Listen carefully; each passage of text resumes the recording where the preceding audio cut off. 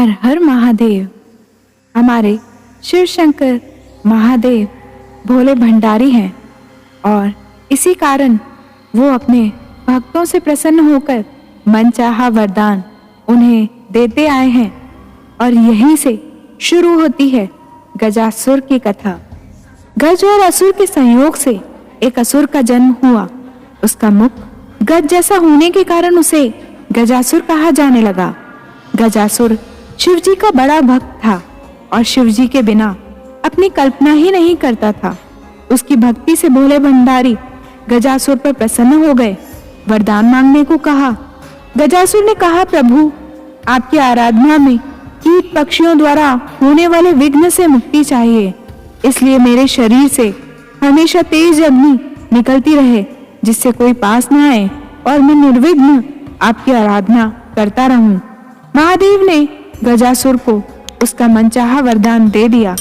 गजासुर फिर से शिवजी की साधना में लीन हो गया।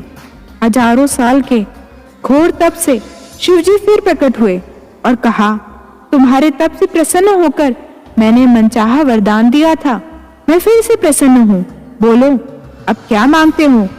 गजासुर कुछ इच्छा लेकर तो तप नहीं कर रहा था, उसे तो शिव आराधना के सिवा और कोई काम पसंद नहीं था। लेकिन प्रभु ने कहा कि वरदान मांगो तो वह सोचने लगा। गजासुर ने कहा, वैसे तो मैंने कुछ इच्छा रखकर तप नहीं किया, लेकिन आप कुछ देना चाहते हैं तो आप कैलाश छोड़कर मेरे उदर अर्थात मेरे पेट में ही निवास करें। फिर क्या था, भोले भंडारी गजासुर के पेट में समा गए। माता पार्वती ने उन्हें खोजना शुरू किया, लेकिन वह कहीं मिले ही नहीं।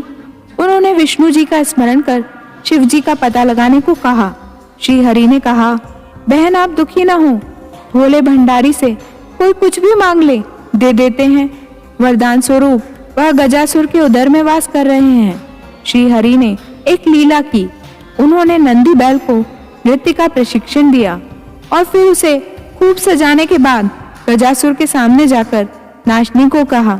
श्री हरि स्वयं एक ग्वाले के रूप में आए और बांसुरी बजाने लगे। बांसुरी की धुन पर नंदी ने ऐसा सुंदर नृत्य किया कि गजासुर बहुत प्रसन्न हो गया। उसने ग्वाला वेशधारी श्री हरि से कहा, मैं तुम पर प्रसन्न हूँ, इतने साल की साधना से मुझ में वैराग्य आ गया था, तुम दोनों ने मेरा मनोरंजन किया है, कोई वरदान मांग लो। श्री हरि ने कहा, आप तो परम शिव भक्त हैं, शिव जी की कृपा से ऐसी कोई चीज नहीं जो आप हमें न दे सकें, किंतु मांगते हुए संकोच होता है कि कहीं आप मना न कर दें। श्री हरि की तारीफ से गजासुर स्वयं को ईश्वर तुल्य ही समझने लगा था। उसने कहा, तुम मुझे साक्षात शिव समझ सकते हो, मेरे लिए संसार में कुछ भी असंभव नहीं, तुम्हें मनचाहा वरदान देने का वचन देता हूँ। श्री हरि ने कहा, आप अपने वचन से पीछे तो ना हटेंगे। गजासुर ने धर्म को साक्षी रखकर हामी भरी तो श्री हरि ने उनसे शिव जी को अपने उदर से मुक्त करने का वरदान मांगा। गजासुर वचनबद्ध था, वह समझ गया था कि उसके पेट में बसे शिव जी का रहस्य जानने वाला यह कोई साधारण ग्वाला नहीं है, जरूर स्वयं भगवान विष्णु आए हैं। उसने शिव जी को मुक्त किया और शिव जी से एक आखिरी वरदान मांगा। उसने कहा, प्रभु आपको उदर में लेने के पीछे किसी का अहित करने की मंशा नहीं थी, मैं तो बस इतना चाहता था कि आपके साथ मुझे भी स्मरण किया जाए। शरीर से आपका त्याग करने के बाद जीवन का कोई मोल नहीं रहा, इसलिए प्रभु मुझे वरदान दीजिए कि मेरे शरीर का कोई अंश हमेशा आपके साथ पूजित हो। शिव जी ने उसे वह वरदान दे दिया।